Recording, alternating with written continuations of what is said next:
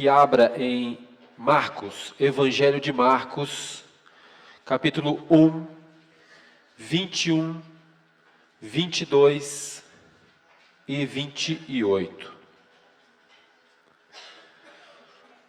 Evangelho de Marcos, capítulo 1, vamos começar no verso 21.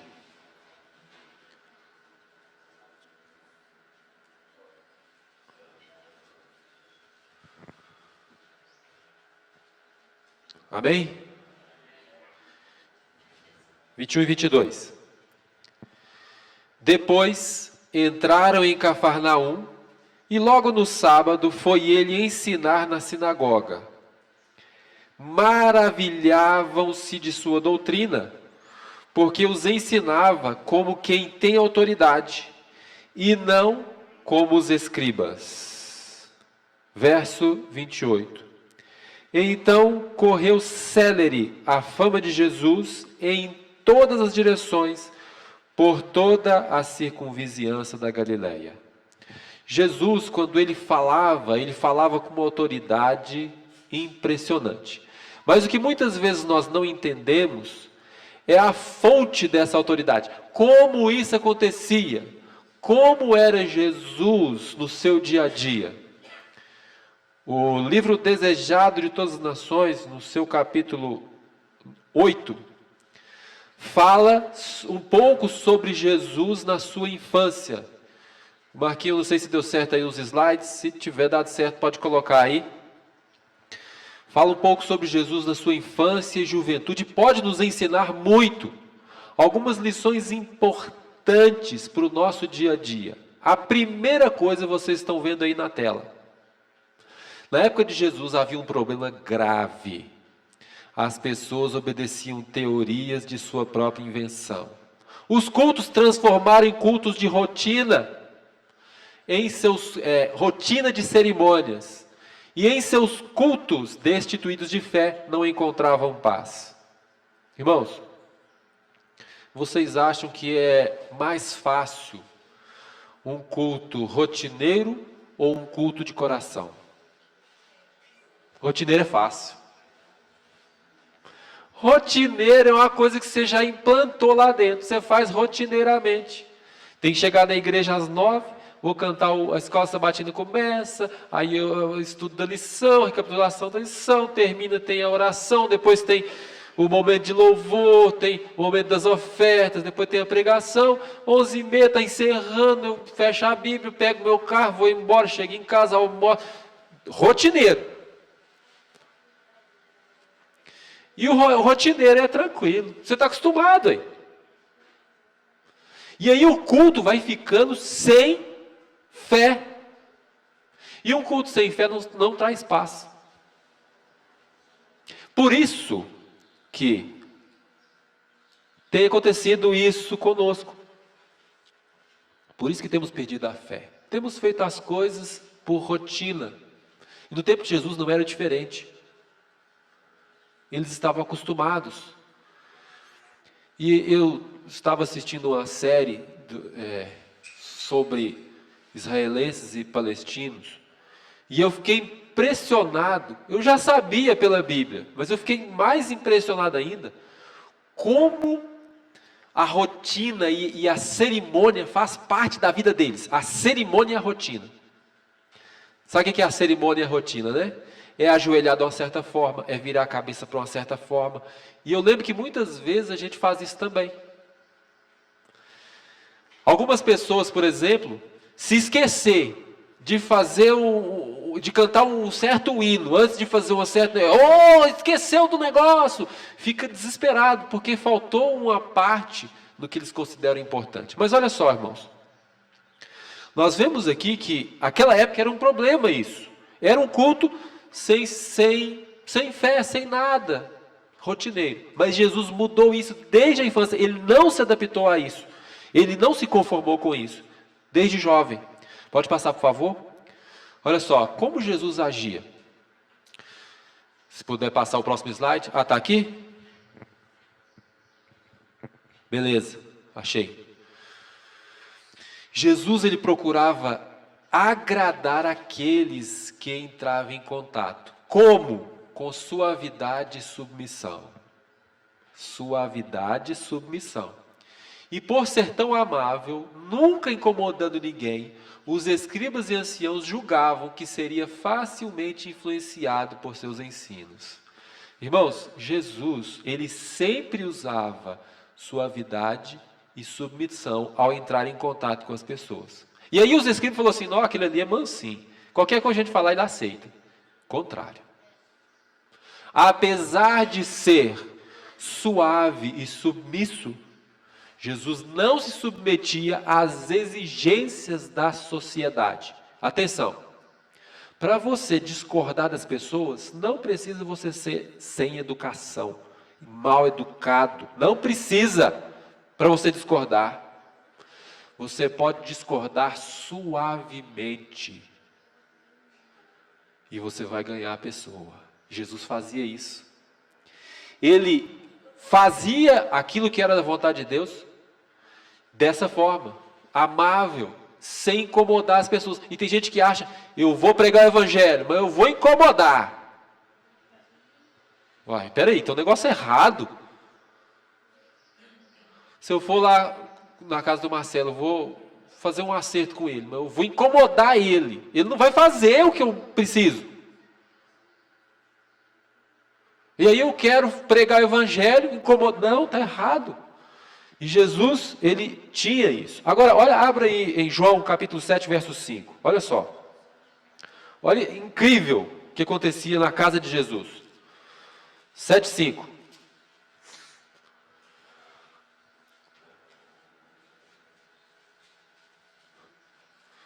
É João, eu estou aqui em Lucas. Abri errado aqui. João 7, verso 5. Diz assim, ó. Pois nem mesmo seus irmãos criam nele. Olha só, os irmãos de Jesus, como eram chamados os filhos de José, tomavam lá dos rabinos.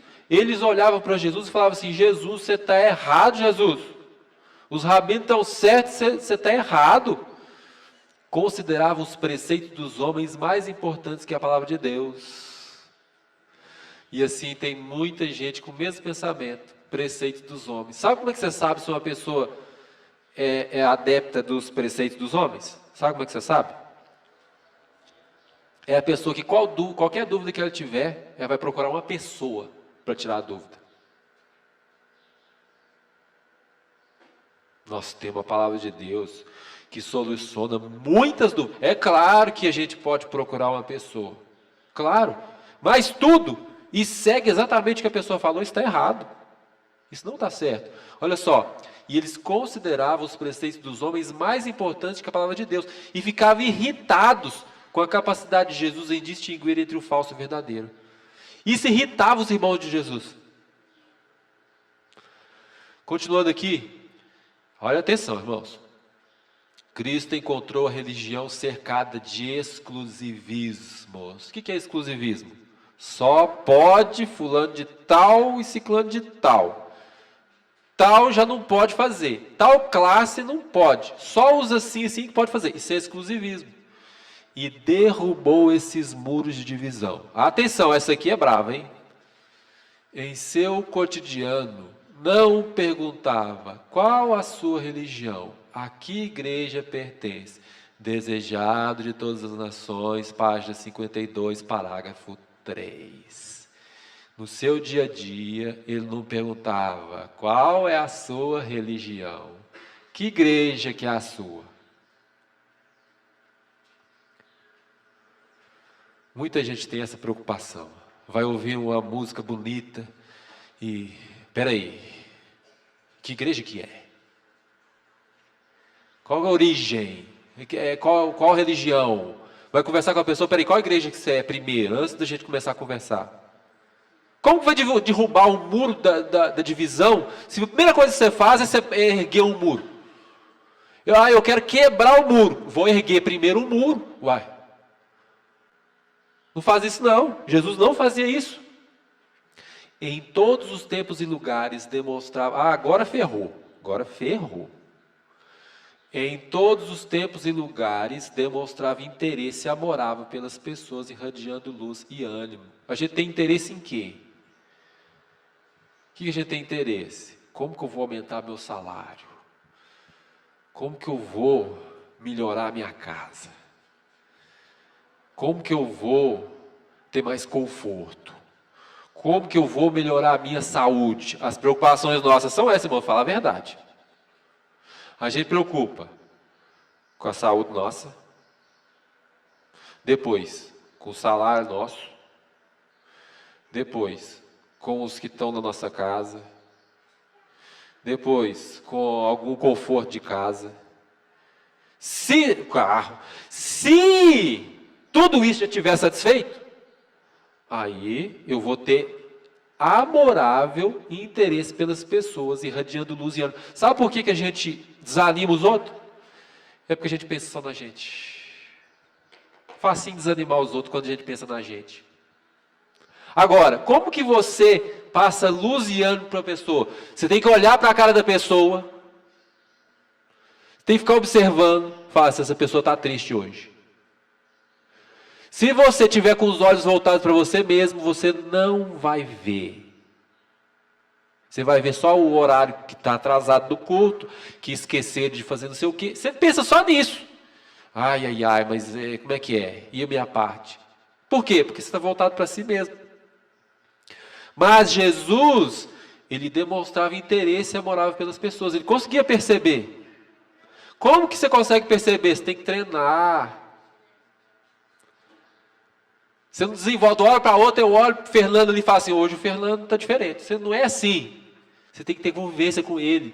Você tem que saber a reação dele para certas coisas para saber, não, hoje o Fernando está diferente. Aconteceu alguma coisa. Jesus procurava aliviar todo caso de sofrimento que via. A gente alivia aqueles que vêm a calhar. Jesus procurava aliviar todo caso de sofrimento que via. Agora entende por que Jesus tinha poder quando ele falava? A gente quer o resultado sem a prática de Jesus. E quer ter o mesmo resultado. Não vai dar. Paulo tinha resultado. Mas Paulo, ele fazia de tudo por todos. De tudo, por todos. Pouco dinheiro tinha para dar, mas ficava muitas vezes sem alimento para ajudar os que precisavam mais do que ele. Olha aí, João 4. Vou voltar um pouquinho aí para João, capítulo 4, verso 7. Diz assim, ó. Nisto veio uma mulher samaritana tirar água. Disse-lhe Jesus, dá-me de beber. Aqui Jesus estava com sede, irmãos. Dá-me de beber. E aí ele começou, a mulher perguntou para ele, como é que você fala comigo? Você é judeu, eu sou samaritano. Eles começaram a conversar. E foi passando, e não tem registro daquela mulher dando água para Jesus beber. Não tem, não fala. Não, então ela deu a água, Jesus matou assim. Não fala isso. Fala que ela saiu daí e foi embora. Os discípulos chegaram no verso 31. Verso 31. Nesse íntere, os discípulos lhe rogavam, dizendo, mestre, come. Mas ele lhes disse, uma comida tenho para comer que vós não conheceis. Diziam os discípulos uns aos outros, será que alguém trouxe comida para ele? Disse-lhe Jesus, a minha comida consiste em fazer a vontade daquele que me enviou e realizar a sua obra. Irmãos, vou falar um negócio aqui. Aqui não acontece, aqui na igreja não deve acontecer. Não deve acontecer, tomara que não aconteça. Você já viu que quando tem assim um alimento que vai distribuir, e aí tem algumas pessoas que começam a desesperar, eu vou ficar sem, pega aí, pega lá menino, vai comer. E aqui não tem não tem. Tem lá? Não tem. Irmãos, isso está errado. Tem que pensar assim, peraí, se todo mundo tiver comido, todos deveriam pensar assim. Se todo mundo já estiver satisfeito, eu vou lá ver. Se tiver, eu como. Se não tiver, eu servi. Esse deveria ser nosso pensamento. Aí cadê o meu? Eu já vi, irmãos, às vezes tem os presentes, né? E aí algum fica sem, porque não comprou aquilo suficiente do presente. Aí a pessoa, ai, será eu que tenho que ficar de fora? Eu estou sendo prejudicado. Olha Jesus. Pouco dinheiro tinha para dar. Atenção. Jesus, como ser humano, pouco dinheiro tinha para dar, mas ficava muitas vezes sem alimento para ajudar os que precisavam mais que ele. Isso aqui nós estamos falando de Jesus na sua juventude. Isso irritava os irmãos de Jesus. Sendo mais velhos que Jesus, achavam que ele devia estar sob sua direção. Acusavam-no de se julgar superior. É assim que acontece. A nobreza desperta raiva. A pessoa que sabe ser nobre. Jesus era nobre. Ele se achava, ele acha que é melhor do que a gente. E ficava com raiva de Jesus.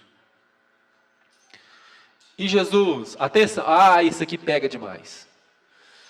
Jesus amava seus irmãos. Isso me dá um tapa na cara. Porque amar aqueles que te tratam bem é mamão com açúcar. É facinho. Trazer um presente para quem me trouxe.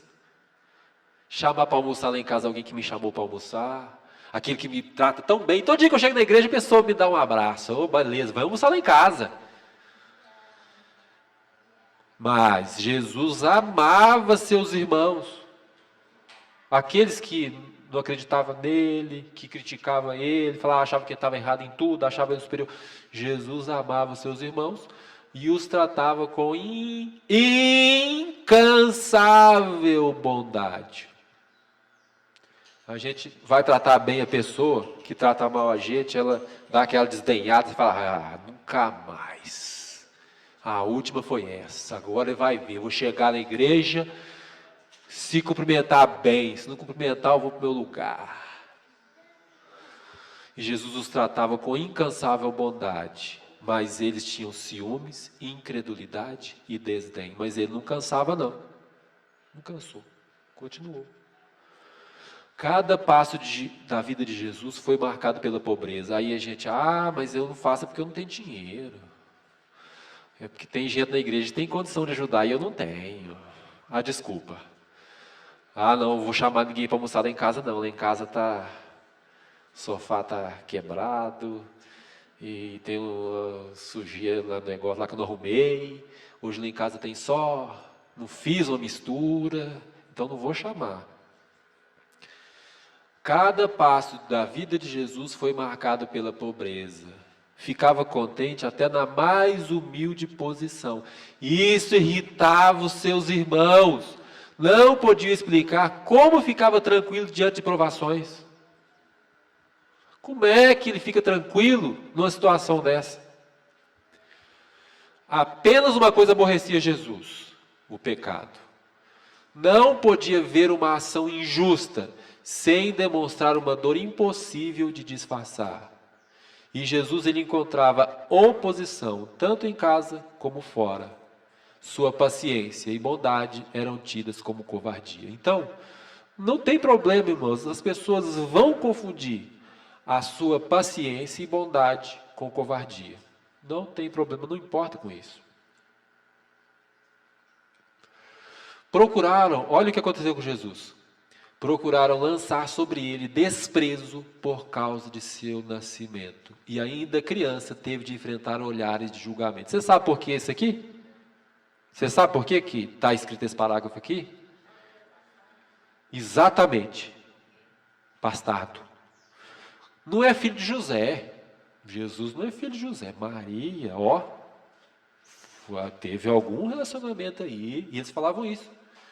Maria teve algum relacionamento, porque eles não tinham casado ainda. E aí veio Jesus, esse menino aí, ele é bastardo. Ele não é filho de José, não. E eles falavam isso. Jesus, como criança, ele teve que enfrentar isso. Procuravam lançar sobre ele desprezo por causa de seu nascimento. Mas alguns o buscavam, sentindo-se em paz em sua presença. Mas muitos o evitavam, pois se sentiam reprovados por sua vida perfeita. Agora vem o segredo, irmãos. Agora vem o segredo. O alvorecer frequentemente o encontrava em lugar afastado, meditando, examinando as Escrituras ou em oração. Onde o alvorecer nos encontra, hein? Você sabe o que é alvorecer, né? Vocês sabem o que é alvorecer, né? O alvorecer é quando o sol nasce. O alvorecer frequentemente eu encontrava em lugar afastado, examinando as Escrituras, meditando ou em oração. Dessas horas quietas voltava para casa, a fim de retomar seus deveres e dar exemplos de paciente trabalho. Quando a gente olha para Jesus, a gente vê que a gente está longe. Se a gente se compara com os outros seres humanos, não, estou até bem. Por isso tem muita gente que se justifica e fala, não, eu não mato, eu não roubo, eu estou tranquilo. Agora olha para Jesus. O que ele fazia? Sofrendo tudo isso com seus irmãos, com os rabis, e ele continuava, voltava para seus deveres e dando exemplo de paciente trabalho. E atenção, Maria, olha Maria. Por vezes, Maria vacilava entre Jesus e seus irmãos. Até a mãe de Jesus tinha suas dúvidas. Que não acreditavam que ele era o Messias. Então Jesus tinha Maria tinha ela era humana. Mas as provas de seu caráter divino eram abundantes. Ela o via sacrificar-se pelo bem dos outros. Sua presença criava em casa uma atmosfera mais pura e aonde ia transformava o ambiente. Tem gente que aonde chega vai virar confusão. Tem gente que não tem a qualidade de pacificador. O pacificador, que era a qualidade de Jesus, tinha um ambiente conturbado. A paz chegava junto. Tem gente que onde ele chega, ele cria uma confusão. Se não tiver, ele faz a confusão acontecer. Sua presença criava em casa uma atmosfera mais pura e aonde ia transformava o ambiente. Pensa aí, onde você chega? Você chega e cria a paz? A atmosfera fica mais pura? Você acha que Jesus andava só entre os incontaminados? Veja só. Incontaminado andava entre os excluídos, os rudes, os descorteses, entre injustos publicanos, ímpios samaritanos, soldados pagãos, rústicos camponeses e a multidão. Mas ele não começava a falar palavrão porque estava no meio de gente falando palavrão, não. Ele ficou ali incontaminado. Dirigia aqui e ali uma palavra de simpatia, ao ver pessoas cansadas pelo peso de duras cargas. Partilhava de seus fardos e revelava as lições que aprendeu da natureza acerca do amor de Deus. Antes de Jesus falar do amor de Deus, ele ia lá e ajudava. Alguém que estava com a carroça para cair. Alguém que estava... Primeiro ele ajudava, primeiro ele servia. Depois ele revelava as lições que aprendeu da natureza acerca do amor de Deus. Atenção. Jesus dizia a todas as pessoas que elas tinham preciosos talentos. E tem gente que ainda ensina que não pode elogiar, não pode falar sobre os talentos das pessoas. Tem talento, fica quieto, porque senão você vai fazer a pessoa cair. Jesus não fazia isso não. Jesus dizia, Desejar todas as nações, 55, parágrafo 5. Jesus dizia a todas as pessoas que elas tinham preciosos talentos. Como que você vai animar uma pessoa desanimando ela? Não existe isso não. Você tem que falar, vamos, vai dar certo. Não, tá bem, você melhorou, vai dar certo. Vamos embora que vai dar certo. Aí você começa, não, ficou ruim demais. Você está doido? Ficou horrível. Não sei não, se você não melhorar, vai ter que tirar você. E a gente quer animar as pessoas sim. Diz que é motivação. Se alguém fica motivado desse jeito assim, essa pessoa está com problema na cabeça. Buscava inspirar os mais ásperos, dando certeza de que se poderiam ser transformados. Teve uma vez, eu tinha uma casa e eu vendi ela já não tem mais não. Eu tinha essa casinha. E aí eu fui alugar essa casa para uma pessoa e falaram assim, depois eu tinha alugado, falou assim, esse fulano aí não paga nem fogo na roupa. Você está lascado, você vai receber não. Aí eu falei assim, fui conversar com ele, né, já tinha para receber. Aí ele pagou, o primeiro pagamento deu certinho. Aí eu falei assim, maravilha rapaz, você nem esperou da data, já me pagou, beleza, gostei demais. Falei isso. Da próxima vez ele me pagou também na data certa. Rapaz, valeu, beleza, senhor. Você quer morar aí quanto tempo? Pro resto da vida? Falei assim, eu pergunto para vocês, quantas prestações, quantos aluguel ele atrasou para mim? Vocês acham? Nunca atrasou. Essa casa eu vendi para uma pessoa que, depois que eu vendi também, eu vendi parcelado. Casa baratinha mesmo. Vendi parcelado. Pagando parcela de 400, 500, tantão. Depois que eu vendi, eles falaram assim, o quê? Você vendeu para fulano de tal? Já era, se perdeu. Falei, não, primeiro que eu não passei pro nome dele. Segundo que não é assim não. E eu fiz a mesma coisa. Eu pergunto, vocês acham que ele atrasou alguma parcela? Pagou direitinho. Mas, olha só, o que Jesus fazia? Será que eu passei para frente? Não. Não, tá aqui mesmo, né? Aqui, buscava inspirar os mais ásperos, dando certeza de que se poderiam ser transformados. Ele dava esperança para as pessoas, não? Vai dar certo. Às pessoas desanimadas, doentes, tentadas e caídas, Jesus costumava dirigir palavras da mais terna compaixão. Ficavam convencidas, atenção, aqui está o importante, Ficavam convencidas de que havia alguém em quem podiam confiar plenamente. Ele não trairia os segredos que desafogassem os compassivos ouvidos. Ai. A gente ouve as coisas e já começa a falar. Não vou contar só para você. Estou contando para você, tá? Não passa para frente, não. Aí chega ali na esquina, deixa eu te falar um negócio, mas não passa para frente, não. Vou contar só para você.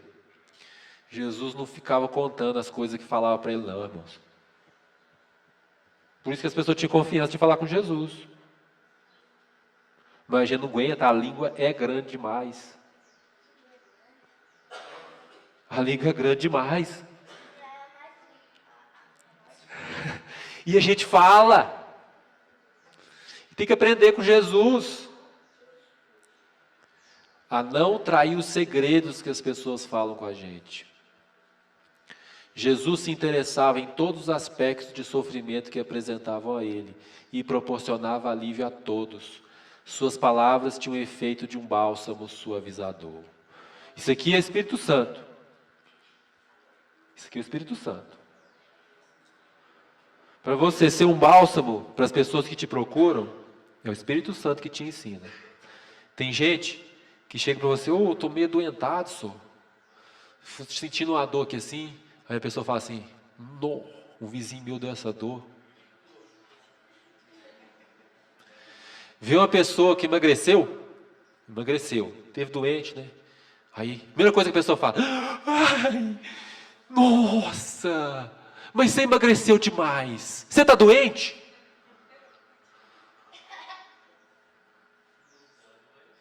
Se não estava, fica. Não tem sabedoria. Não tem sabedoria. As palavras não têm o efeito de um bálsamo suavizador. Tem efeito, sei lá, botar fogo na gasolina. Aí, o negócio está pegando fogo, vai explodir. E para encerrar, irmãos, para encerrar, cheio de ardente propósito, realizou o objetivo de sua vida, a fim de servir de luz aos homens. Nesse momento nós vamos ouvir um hino especial, depois encerraremos a mensagem.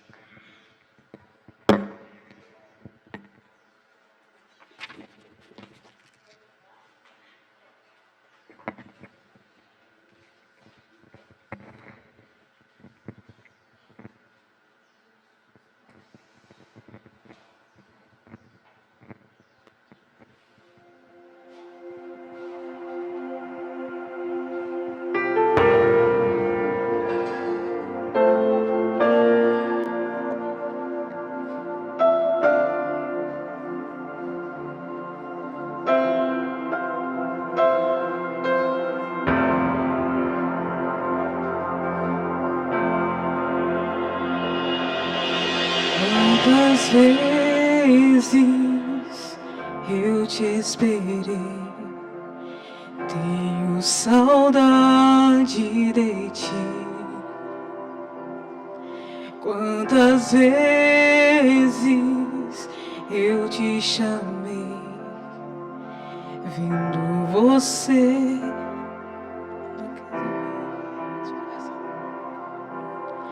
Eu ainda estou aqui, te espero.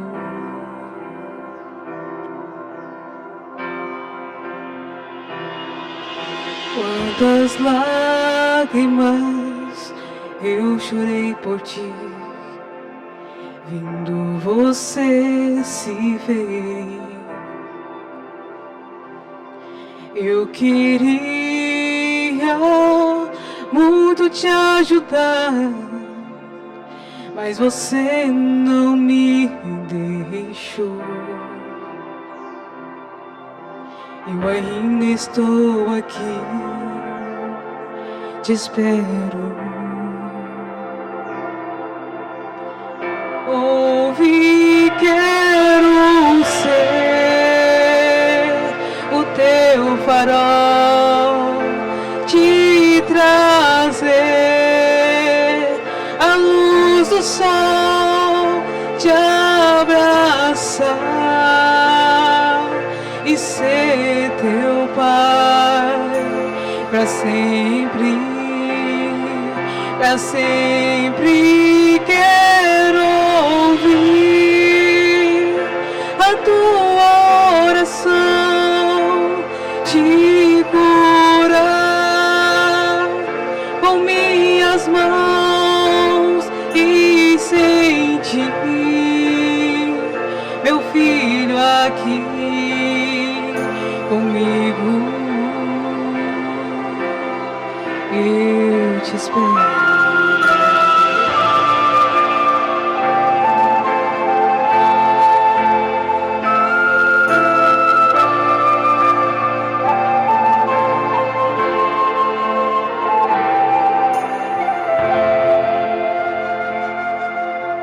Eu ainda estou aqui, te espero. Ouve, quero ser o teu farol, te trazer a luz do sol, te abraçar e ser teu pai para sempre, para sempre. Quero ouvir a tua oração, te curar com minhas mãos e sentir meu filho aqui comigo. Eu te espero.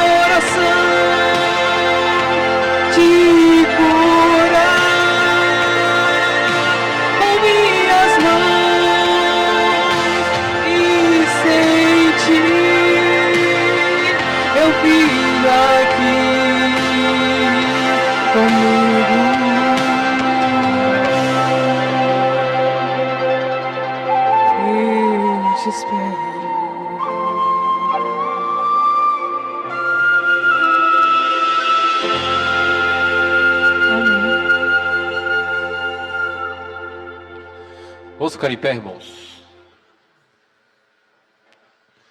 Oremos. Obrigado, Senhor, pelos ensinamentos dessa manhã. Obrigado, Senhor, pelo amor de Jesus que nos inspira. Obrigado, Senhor, pelos exemplos de Jesus que nos ensinam. E obrigado pela salvação por meio de Cristo Jesus. E é em nome dele que te agradecemos e pedimos. Amém. Deus abençoe você e até a próxima reunião.